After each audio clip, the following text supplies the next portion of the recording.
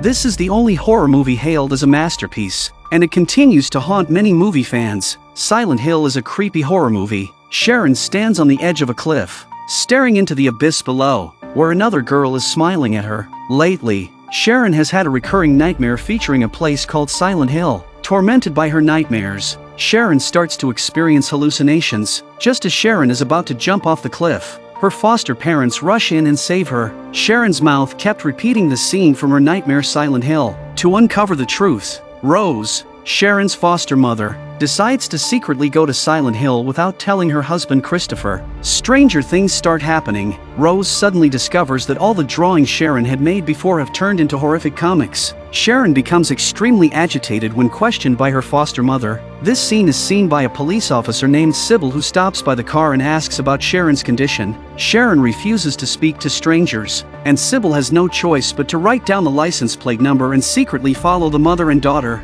But on the way to Silent Hill, the car's sound system suddenly emits a piercing noise, scaring Sharon, who covers her ears and screams. Just then, a strange little girl appears by the roadside. Startled, Rose accidentally crashes the car into a fence and passes out. Christopher, unable to reach his wife and daughter, becomes extremely anxious. On the computer, Christopher sees that his wife had searched for the route to Silent Hill, and he has a sense of foreboding. Silent Hill is America's most famous ghost town. Years ago, a fire killed all the residents of the town, and the underground fire is still burning, making the place a living hell. On the other side, Rose wakes up and finds that Sharon has disappeared. She frantically searches for her. What met her eyes was a white world, with scattered snowflakes falling from the sky. When Rose reached out and touched them, she realized that these snowflakes were actually ashes from burning items. The sign by the roadside reads Silent Hill. Rose searches aimlessly for any signs of Sharon.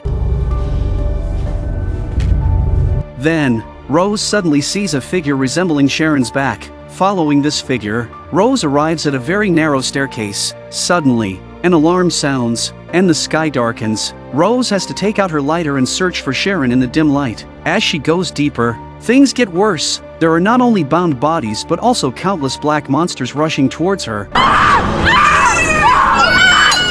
Rose screams in terror and passes out. When Rose wakes up again, she finds herself back in the white world, desperately trying to escape. Rose discovers that the road she came from has turned into a cliff. Then, a crazy woman appears behind Rose, who, like Rose, is also searching for her daughter. Rose takes out a photo of Sharon and asks the woman about her whereabouts, but the woman claims that Sharon is her own daughter, which scares Rose, who quickly pushes away the crazy woman. After finding her car, Rose leaves a message for Christopher, telling him that she is trapped in Silent Hill. Then, she takes out Sharon's drawings, which mention a school, and Rose suspects that there may be clues about Sharon in the school. As Rose is about to start her car, Sybil arrives and stops her on the road. Sybil believes that Rose has kidnapped Sharon and prepares to arrest her and take her to the police station. The road Rose took to get to Silent Hill has turned into a cliff, and she must find a new way back. At this moment, a monster appears in the distance. While Sybil fights the monster, Rose sneaks away unnoticed. Meanwhile, Christopher receives Rose's message and drives towards Silent Hill.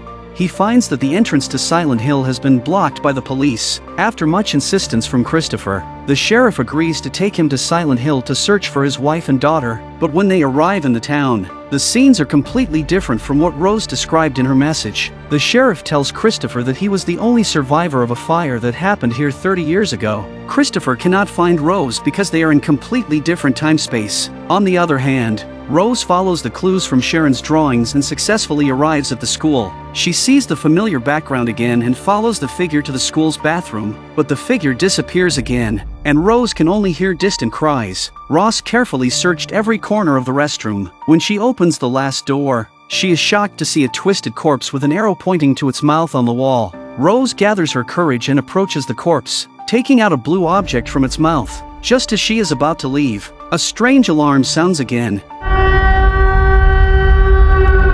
As darkness descends, the walls of the bathroom start to crumble, and the sound of breaking chains can be heard in the distance. To Rose's horror, the corpse miraculously comes back to life.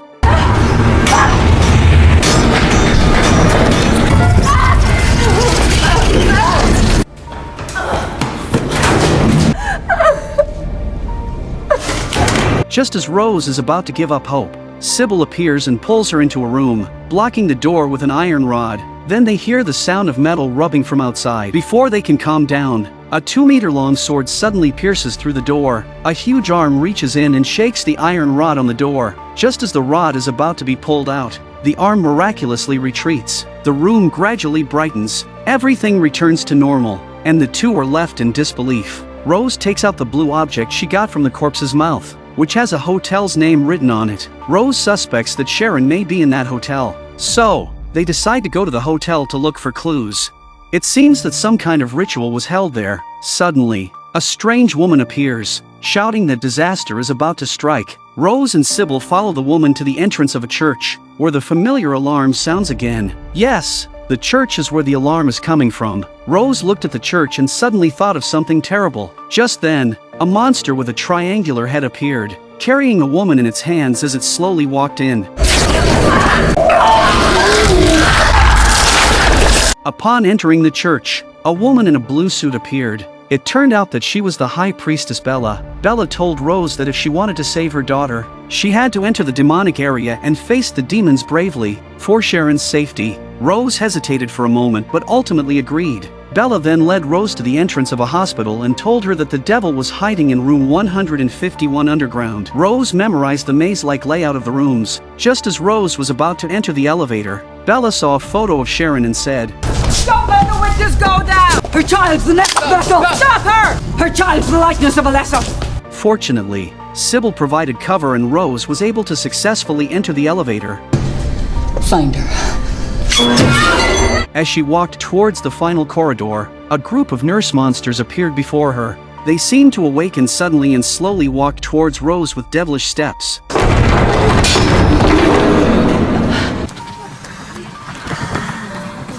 Luckily, Rose discovered that the light from her flashlight could attract them. So, she left her flashlight on the ground and quietly continued searching for room 151. Suddenly a white light flashed and a little girl appeared in front of her. Just as Rose was at a loss, the little girl told her a long-hidden secret. 30 years ago, Alessa was mocked as a witch by her classmates at school because she had no father since childhood. Everyone said she was the devil's child. On this day, Alessa hides in the restroom to avoid the rantings of her classmates, but is unfortunately defiled by a pervert. When Bella found out, she believed that Alessa was impure. Bella gathered a large number of followers and prepared a baptism ceremony for Alessa.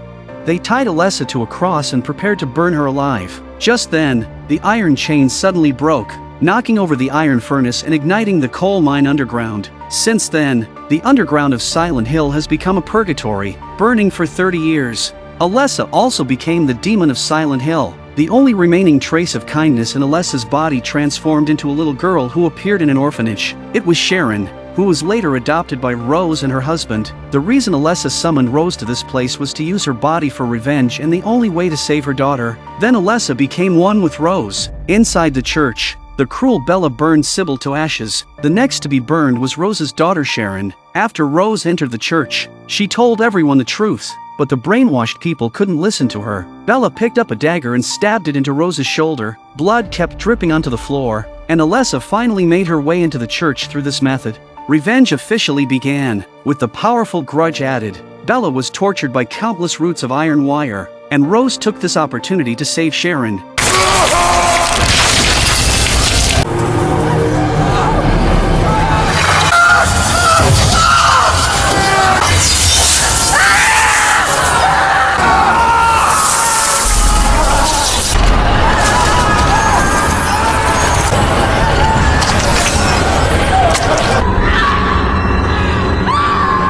After the revenge was over, the sky gradually brightened, and Rose slowly walked out of the church with Sharon. The car that couldn't start before and the road back to the city had returned to normal. However, when Rose and Sharon returned home, the surroundings were still shrouded in a gray haze. At this moment, Christopher seemed to sense Rose's presence, but when Christopher opened the door, he didn't see Rose and Sharon. It turned out that they would forever remain in that world. Just then, Sharon's face suddenly showed a very bizarre expression. It seemed that the real nightmare had just begun.